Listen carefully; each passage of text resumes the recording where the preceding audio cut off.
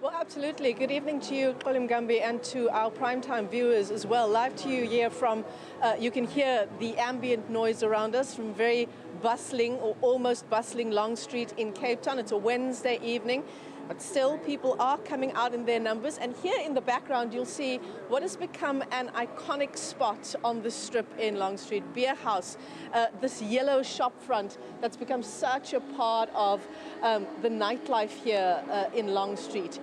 Now closing its doors, the owner speaking to various media organizations here in South Africa from his new home in, I believe, Germany, talking to journalists about the fact that he spent many years trying to avoid paying the kinds of extortion monies that were being demanded from him, eventually leading to a whole range of things happening, including his doorman being killed quite violently some years ago. So you ask a pertinent question: can businesses continue to operate in an environment like this one, not only in the CBD, but around, I would say, the rest of the city, informal settlements, the rest of the country even?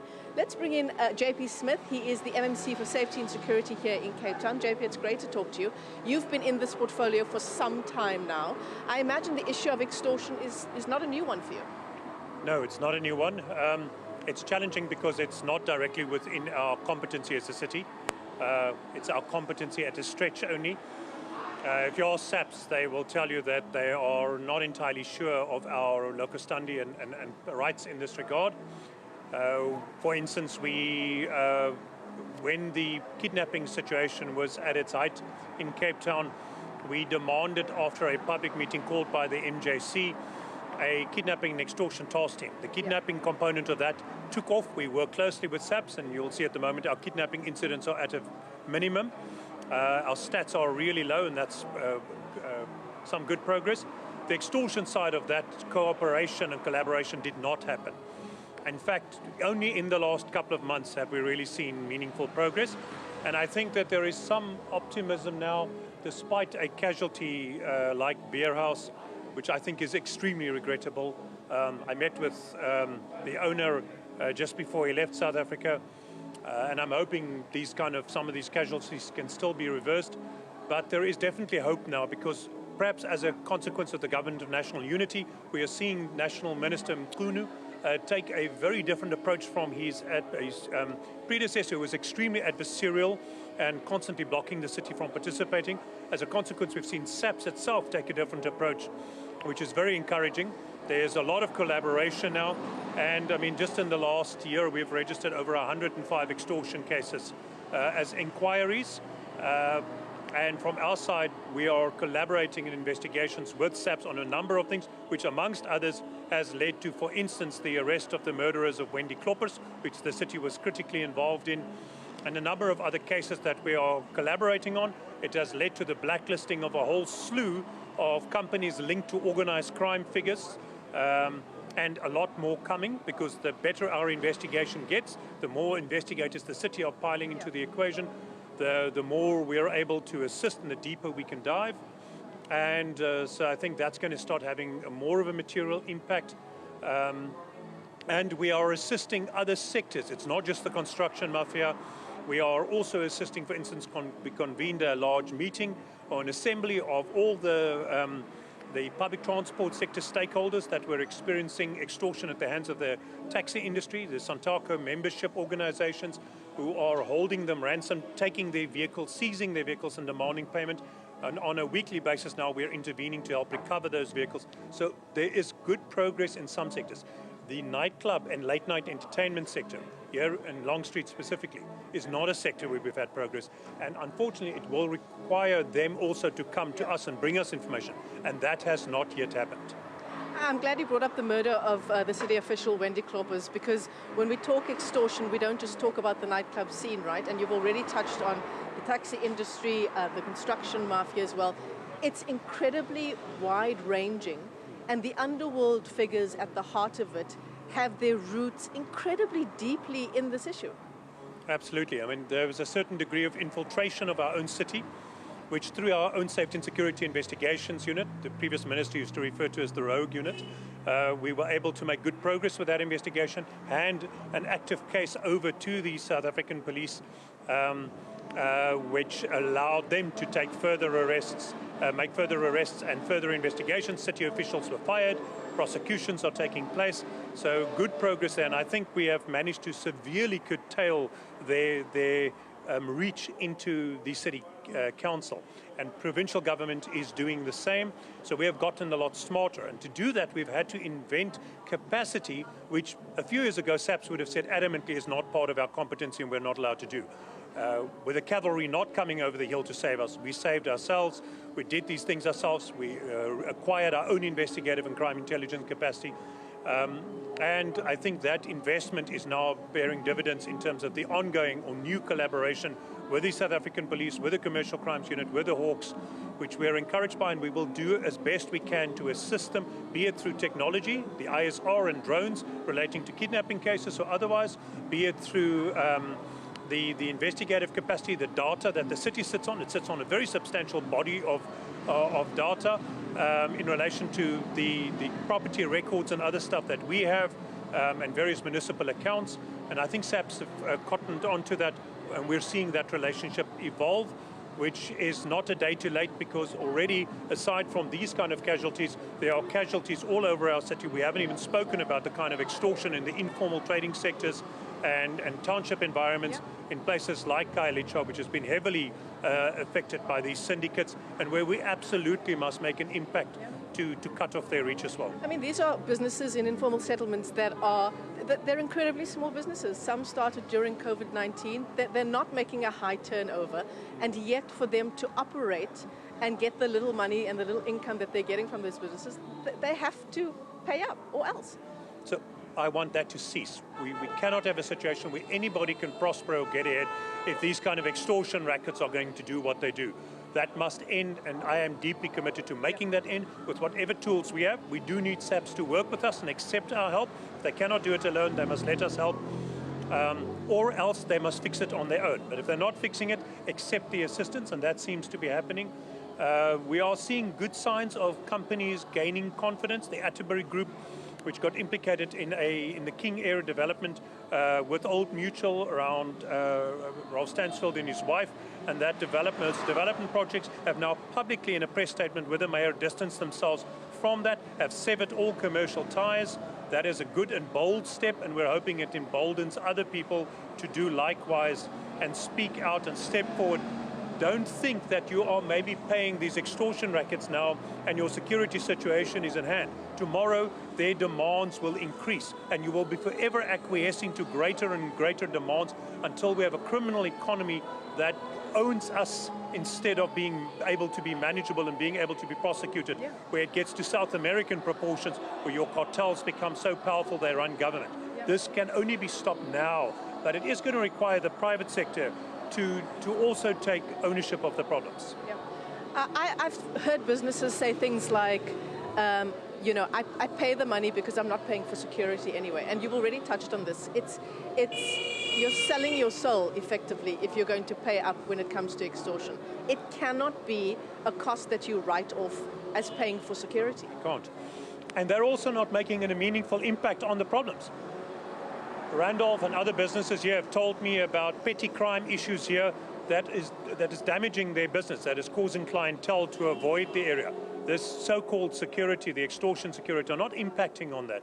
They're not helping with that. Well, they don't have an interest in impacting that. They're interested only in extorting an amount of money from each of these businesses because it's easy pickings, it's a return business, and through fear and intimidation, as per the graphic that Randolph posted on WhatsApp with the intimidatory message he received after speaking out on the media, saying that other family members and colleagues he's left behind in South Africa while he is in Germany can still be harmed. It's precisely that kind of stuff. And we do expect SAPS to take these inquiries we are registering to work with us, to put more resources into that, and I'm encouraged by the attitude Minister Mkhunu is taking. We'll see where that heads. I spoke to Ian McMahon, who is ward councillor in the city of Cape Town, and he tells me over the past 5 years or so, the kind of intimidation and violence. I'm thinking of the likes of Ralph's doorman being killed here at the Beerhouse some years ago. Randolph's doorman being killed some years ago. So Ian McMahon tells us that then you guys are not seeing the kind of violence and intimidation associated with extortion rackets, perhaps previously, that you were, the levels you were seeing previously. There was a bloody accurate? feud. There was definitely a bloody feud that unfolded at one point between various rackets competing, with the Boysons, the brothers feuding, with the conflicts between the alleged involvement of Mark Liffman and key underworld figures. Correct. All of them alleged to have significant involvement in the nightclub security and drug dealing sectors, and as a consequence, there was at one point a quite vicious standoff and conflict and demonstration of show of force between these entities. There have been quite a number of arrests within this extortion space by the police. It's not that nothing is happening.